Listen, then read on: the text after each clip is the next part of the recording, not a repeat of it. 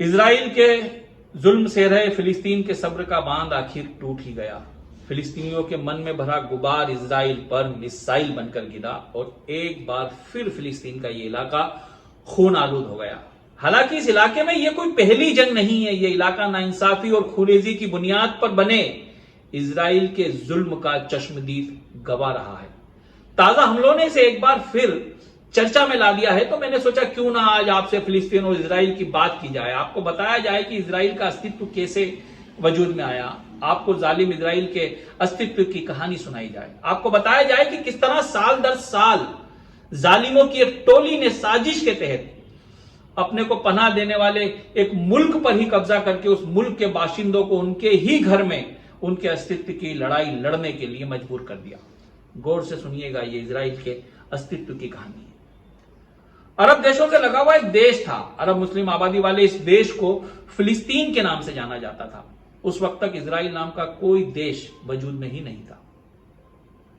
कहानी शुरू होती है वर्ष 1907 से, जब चाइन वाइजमैन नाम का एक यहूदी व्यापारी अपने कुछ साथियों के साथ इस मुल्क फिलिस्तीन में आता है और यहां पर अपने कारोबार की शुरुआत करता है। ठीक उसी तरह जैसे हमारे मुल्क इंडिया में अंग्रेजों ने आकर ईस्ट इंडिया कंपनी शुरू की थी। फिर धीरे धीरे ये यहूदी व्यापारी अपने कारोबार को फैलाता है और अपनी मदद के लिए कुछ और यहूदी साथियों को भी इस मुल्क में बुला लेता है। इस यहूदी व्यापारी चाइन वाइजमैन की यहूदी टोली को दिगर ईसाई मुल्क के लोग भी मदद करते हैं। कारोबार भी बढ़ता जाता है और यहूदियों की तादाद भी। और महज 3 साल बाद एक वक्त ऐसा आता है कि इन यहूदियों को रहने के लिए एक इलाके की जरूरत होती है, एक कॉलोनी की जरूरत होती है।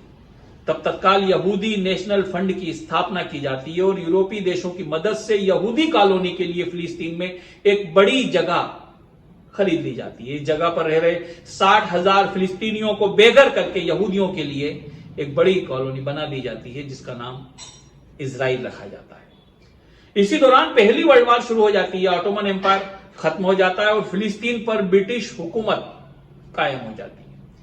इसी दौरान यूरोप में यहूदियों के लिए नफरत का माहौल पैदा होता है। सेकेंड वर्ल्ड वार तक आते आते तो हालात ये हो जाते हैं कि हिटलर जैसे तानाशाह लाखों यहूदियों का नरसंहार कर देता है। तब यूरोपीय देश ब्रिटेन को फिलिस्तीन में यहूदियों के लिए एक छोटा सा देश बनाने की जिम्मेदारी देते हैं। फिलिस्तीनियों के विरोध के बावजूद वर्ष 1917 से 1940 तक दुनिया भर से यहूदियों को ला लाकर फिलिस्तीन में बसाया जाता है और देखते ही देखते फिलिस्तीन में यहूदियों की तादाद इतनी बढ़ जाती है कि 14 मई 1948 को इजराइल खुद एक देश होने की घोषणा कर देता है। ब्रिटिश हुकूमत सहित यूरोपीय देश इजराइल को मान्यता भी दे देते हैं और ब्रिटेन फिलिस्तीन से अपना बोरिया बिस्तर समेटकर रवाना हो जाता है। नए देश की घोषणा से अरब देश नाराज हो जाते हैं, होना भी चाहिए। उनके देश में एक नया देश बन गया और फिलिस्तीन अरब देशों के साथ मिलकर इजराइल के खिलाफ ऐलान जंग कर देता है। उधर इजराइल की मदद के लिए अमेरिका सहित यूरोपीय देश मैदान में आते हैं। लगभग 8 माह यह जंग चलती है और फिलिस्तीन ये जंग हार जाता है। जुलाई 1949 को जब जंग रुकने के बाद सीज फायर का ऐलान होता है, तब तक फिलिस्तीन भौगोलिक तौर पर लुट पिट चुका होता है। उसके ज्यादातर हिस्से पर इजराइल तो कुछ हिस्से पर जॉर्डन और मिस्र का कब्जा हो जाता है। सीज फायर के दौरान एक समझौता होता है जिसे इतिहास में आर्मिटाइज एग्रीमेंट के नाम से जाना जाता है।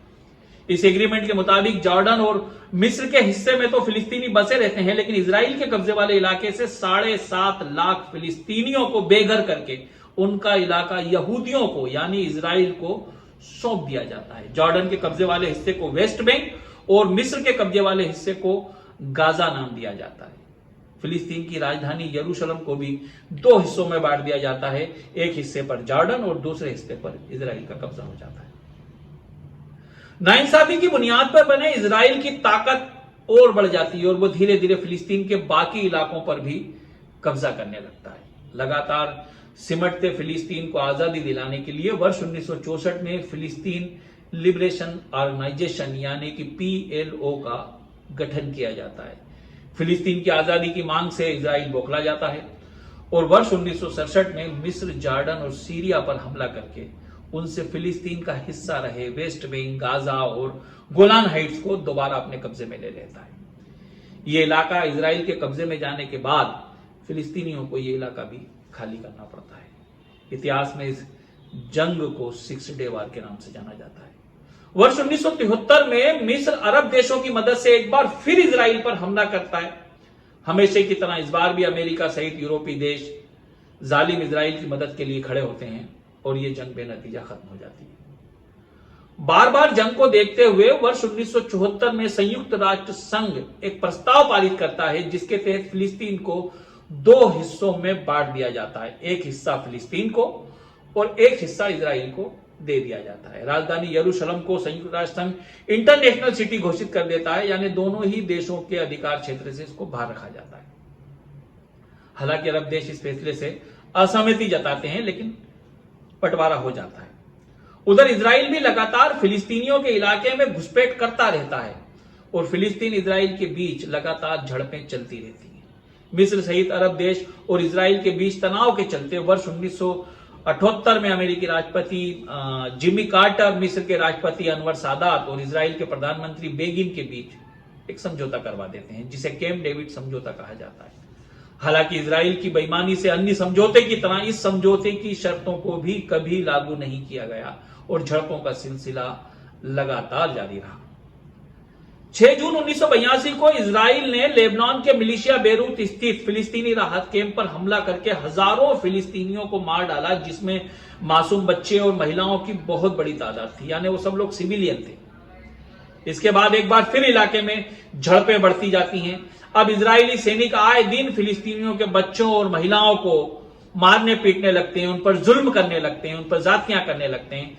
इस जुल्म के खिलाफ 1987 में फिलिस्तीनी विद्रोह कर देते हैं। वेस्ट बैंक और गाजा में बड़ी हिंसा होती है। अमेरिका की शे पर इजराइल फिलिस्तीनियों का कत्लेआम करता है और संयुक्त राष्ट्र संघ के समझौते का उल्लंघन करके संपूर्ण यरूशलेम पर, पूरी के पूरे यरूशलेम पर अपना कब्जा कर लेता है और उसे अपने देश की यानी इजराइल की राजधानी घोषित कर देता है। वर्ष 1993 में अमेरिकी राष्ट्रपति बिल क्लिंटन इजराइल और फिलिस्तीन के बीच एक और समझौता करवाते हैं, जिसे इतिहास में एस्लो एग्रीमेंट के नाम से जाना जाता है।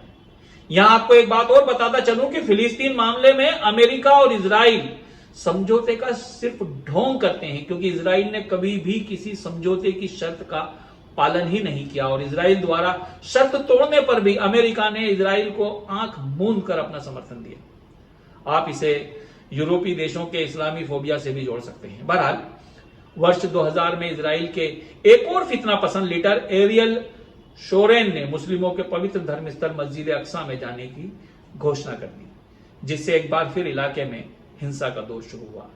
इजरायली सेना बच्चों और महिलाओं को निशाना बनाने लगी तो फिलिस्तीनियों ने आत्मघाती हमले करना शुरू कर दिए। यह सिलसिला 2004 तक चलता रहा।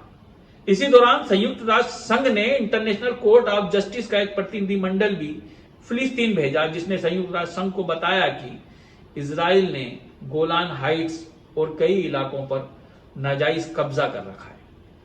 बहरहाल 2006 में इजराइल की सेना गाजा से हट गई और वहां फिलिस्तीनी संगठन हमास का कब्जा हो गया। 2017 में एक बार फिर अमेरिकी खुराफात ने इस इलाके को सरगर्म किया, जब अमेरिकी राष्ट्रपति डोनाल्ड ट्रंप ने संयुक्त राष्ट्र संघ के खिलाफ जाकर यरूशलेम को इजराइल की राजधानी के रूप में मान्यता दे दी और वहां अपना अमेरिकी दूतावास खोल लिया।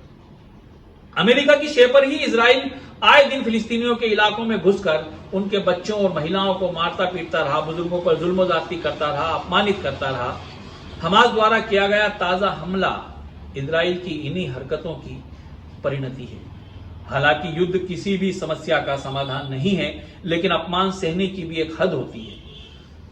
अपमान सहते सहते व्यक्ति एक बार ऐसे मुकाम पर पहुंच जाता है जहां उसको लगता है कि इस तरह जीने से तो मर जाना बेहतर है, और यही बात शायद फिलिस्तीनी संगठन हमास ने भी सोची होगी। हालांकि इस जंग के बाद भौगोलिक तौर पर फायदा इजराइल को हुआ होगा, क्योंकि इससे पहले भी जितनी जंग हुई है हर बार भौगोलिक तौर पर इजराइल को फायदा मिला है। बहरहाल ये थी फिलिस्तीन की कहानी। अगर आपको पसंद आई हो तो इसे लाइक कीजिए, शेयर कीजिए और इस चैनल को सब्सक्राइब कीजिए। और मुझे यानी परवेज इकबाल को दीजिए इजाजत। अगली बार फिर मुलाकात होगी एक नए मुद्दे के साथ। जय हिंद।